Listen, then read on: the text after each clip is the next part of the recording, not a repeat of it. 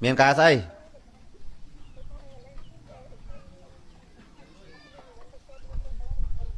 lột bông tê sana tê màu ngọt ấy bán á miền đăng cho lấy á đạo chưa ra khai chẳng alo đi cún ăn mình tê na đi cún vậy chẳng mấy tàu cả hai má chân chân ấy nữa bà nào bay nè không đâm nào tuột chạy chi nữa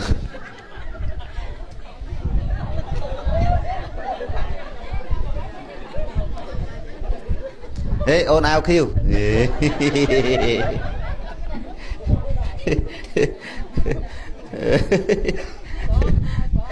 nè ôn ao gì ôn ao kêu một mình mau à mó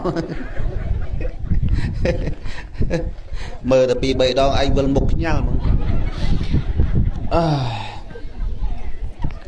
dây pi dây pi rương dân bình đó cầm oi nhiệt nhô mà ngồi sòng xài tôi bay mang dây lóp tôi ná còn mình bắt rương dân đó này từ tham á nữa dây lóp tôi ná còn mình bắt trong bắt đám này còn khu khá ba mà nẹn cho bàn tích như thế để dây pi bạp oi Paul nẹt để thưa bạp nẹt để thưa bạp á pe để bạp oi Paul pe để chật slap tớ trâu ruộng lụa bịp mày khla trâu tụt tua ban là bịp mày khla à lâu dương này dây pa chợ bòn miền cọt mà nẹtនៅស្រុកអង្គរបរិយប៉ិនងាប់បាត់ដល់ទៅពេលគាត់រស់ស៊ីសម្លាប់តែឆ្កែហ្នឹងណាបើយើងមិននិយាយអ្នកម្ដុំនេះយើងនិយាយនៅអង្គរបរិយនោះញាតញោមមកសម្លាប់ឆ្កែចងកឲ្យវាយក្បាលវាយដូចវាយគោលនោះស្រែកងេងដល់ពេលគាត់វិញចិត្តងាប់យំដូចឆ្កែយំដូចឆ្កែអញ្ចឹងអត់មាននិយាយលេងសើចទេចឹងបានថាបើអាចទេឃ្លានពេកទៅទិញអាកន្លែងណាគេលក់ស្រាប់ទៅកុំបថុយអីបាទអាជីពរបស់គេខាងហ្នឹងយើងទៅទិញគេបដ ாய் ទៅបើឃ្លានពេកនោះកុំទៅចង់ធ្វើខ្លួនឯងអីមិនល្អទេនិយាយអំពីនាយជនសូការិកៈនាយជនសូការៈអ្នកសម្លាប់ជ្រុកលក់អាត្មាទេរឿងហ្នឹងគេជេរអាត្មាគេទេទុជឿលោកខ្មោចលងនឹងស្អីលោកស្គួតគ្មានដឹងស្អីហ្នឹងដឹងអ្នកណាអ្នកជេរអាត្មាទេអាអ្នកចាក់កជ្រូកហ្នឹងវាជេរអាត្មាអាគេហៅចិនឆៅទេមកភូមិហ្នឹងអាណាក៏ទៅទិញសាច់ជ្រូកកន្លែងវាដែរ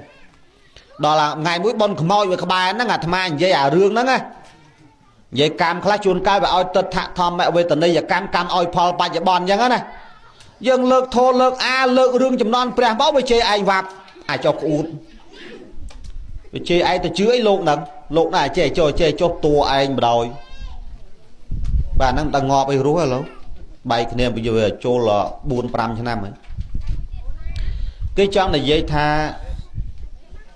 អ្នកសម្លាប់ជ្រូកលក់ហ្នឹងតាំងពីគាត់មានគ្រូសាដឹងក្តីមកគ្រាន់តែសម្លាប់ជ្រូកលក់អត់មានធ្វើស្រែធ្វើអី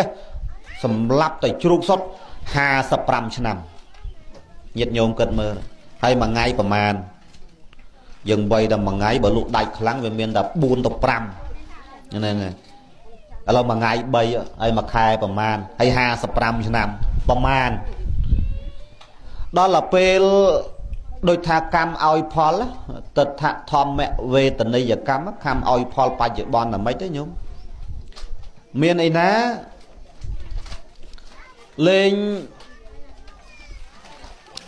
គាត់នឹងឯងចិត្តស្លាប់យំដូចជ្រូក7ថ្ងៃជ្រូកវាជើង4គាត់វាជើង4ដែរក្បាលជង្គង់2ដៃ2ច្រត់ទៅ7ថ្ងៃជ្រូកយំមិនគាត់យំអញ្ចឹងពីព្រោះកម្មឲ្យផលគាត់ហ្នឹងក្នុងគណៈពេលដែលគាត់សម្លាប់ជ្រូកម្ដងគាត់ដាំទឹកក្តៅពុះហើយច្រកចូលមាត់ជ្រូកហើយគាត់យកអាឈើ4ជ្រុងដំ